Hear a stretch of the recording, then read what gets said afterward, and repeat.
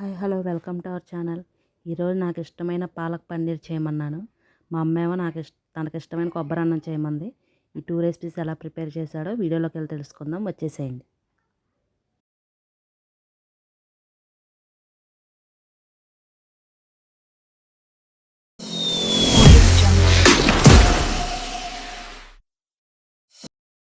ముందుగా పాలకూర తీసుకొని మంచిగా ఆకులన్నీ ఏరుకొని దాన్ని అలా సన్నగా తరుక్కోవాలి.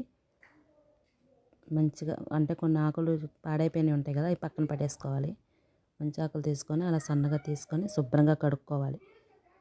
2-3-4 టైమ్స్ బాగా కడిగి మళ్ళీ వాటర్ పోసుకోవాలి, ఫ్రెష్ వాటర్ పోసుకోవాలి పాలకూరలో.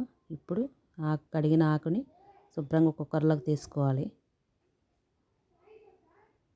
మట్టి ఏమైనా ఉన్నా పోతుందన్నమాట. కుక్కర్లోకి తీసుకొని అందులో సరిపడా వాటర్ పోసుకొని మూత పెట్టేసేసి 3-4 విజిల్స్ రానివ్వాలి. ఆకు బాగా ఉడికిపోతుంది. పేస్ట్ చేసుకోవాలి. ఒక మిక్సీ జార్లో తీసుకోవాలి. ఆరనివ్వాలన్నమాట. ఈలోపు ఉల్లిపాయలు కోసుకోవాలి.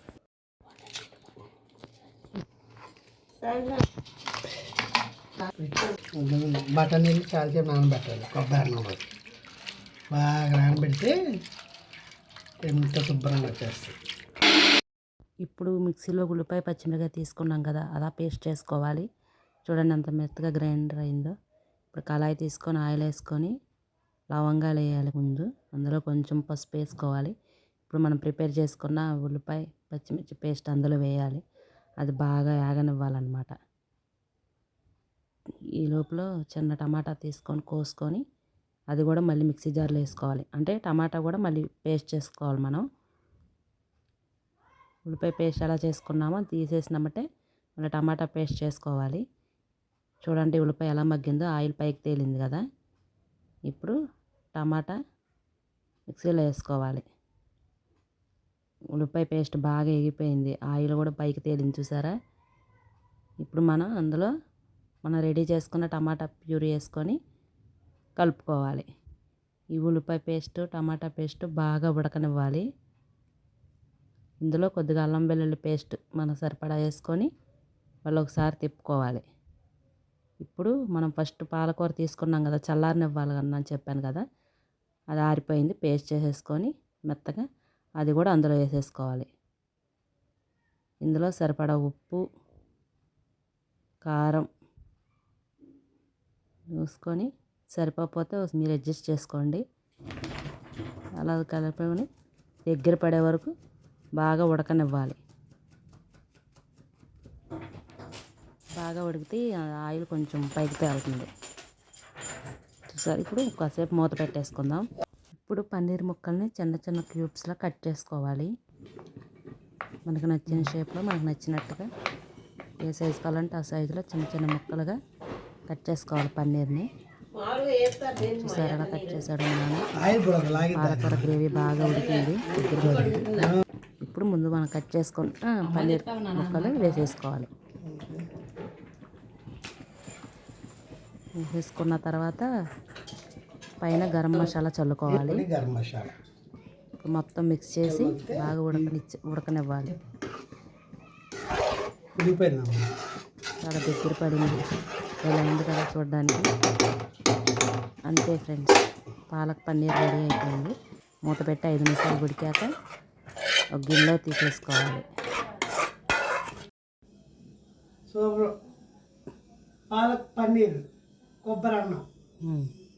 ఇక్కడ మా నాన్న కొబ్బరి అన్నం వండడం కోసం కొబ్బరి చెప్పును పగలగొట్టి చిన్న చిన్న ముక్కలుగా కోసి ఉంచమన్నాడు. మా అమ్మ చేస్తుంది.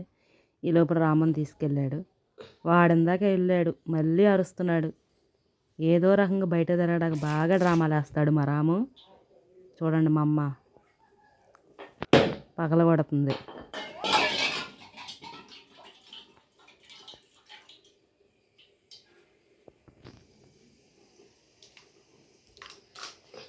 కొబ్బరి చెప్ప నేను పగలగొట్టమన్నాడా నాన్నగారు?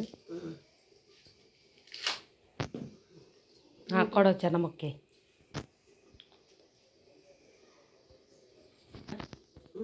రాము తిండా కదా మరి, రాము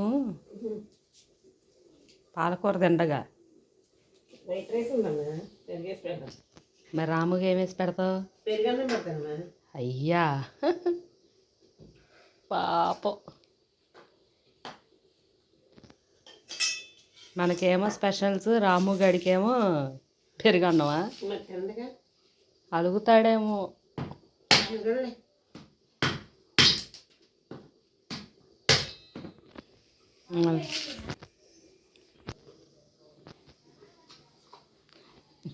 నిన్ను కోసి అక్కడ పెట్టమన్నాడు, తినమల్లా. ఖచ్చితంగా ఆడు అడుగుతాడు మన మీద. మీరేమో వెరైటీగా వండుకొని తింటున్నారు, నాకు పెరుగన్నం పెట్టారని. ఇవాళ మన మీద అడుగుతాడు.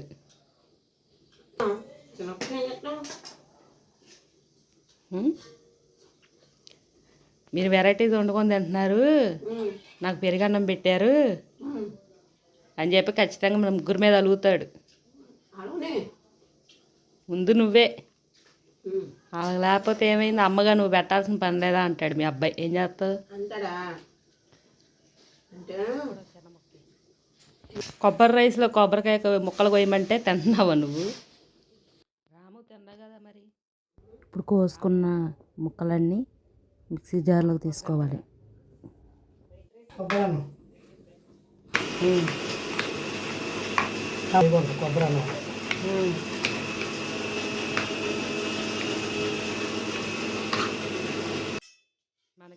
ఇప్పుడు కొబ్బరి ముక్కల్ని చాలా మెత్తగా మిక్సీ చేసుకోవాలి.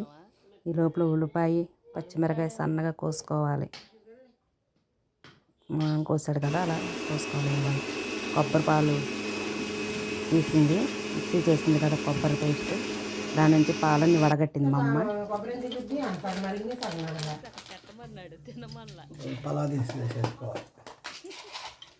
ఖచ్చితంగా అడుగుతాడు మన మీద.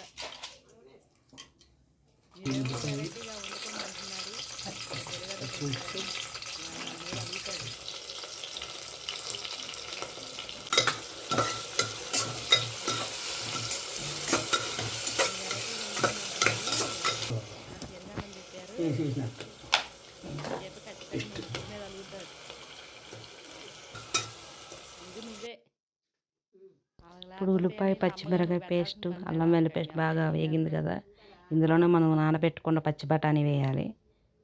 బాగా కలుపుకోవాలన్నమాట. ఇది కూడా బాగా వేగనివ్వాలి. ఇందులో సరిపడా ఉప్పు, ముందు బియ్యం నానబెట్టుకోవాలి. నానబెట్టుకున్న రైస్ వేసుకోవాలి. బాస్మతి రైస్ కూడా వేసుకోవచ్చు, మేము మామూలు రైస్ వేసుకున్నాం. మనం తీసుకున్న కొబ్బరి పాలు కొలత ప్రకారం తీసుకొని వేసుకోవాలి. మా నాన్న పక్కన పోసేసాడు. ఇప్పుడే టేస్ట్ ఉప్పు ఎలా ఉందనేది కొంచెం చూసుకోండి. చూడండి, బాగా కలిపి పైన మళ్ళీ పుదీనా వేసుకొని మూత పెట్టేసి 3-4 విజిల్స్ వచ్చే వరకు ఉంచడమే, అంతే. వేడిగా టేస్టీగా కొబ్బరి రైస్ రెడీ అయిపోయింది. నాన్న తినటం కూడా స్టార్ట్ చేస్తాడు. ఎలా ఉంది కొబ్బరి రైస్? చాలా బాగుంది. మీరు కూడా ఒకసారి ట్రై చేయండి, పిల్లలు ఇష్టంగా తింటారు. ఓకే. కొబ్బరి రైస్, పాలకూర, పన్నీర్. సో ఫైనల్గా 2 ఐటమ్స్ మాత్రం చాలా బాగా కుదిరాయి. సో వీడియో తప్పకుండా చూడండి, నచ్చితే మీరు కూడా ట్రై చేయండి. ఈ వీడియో మీకు నచ్చినట్లయితే లైక్ చేయండి, షేర్ చేయండి, సబ్స్క్రైబ్ చేయండి. Thank you for watching. Next వీడియోతో మళ్ళీ కలుద్దాం. Okay, bye friends.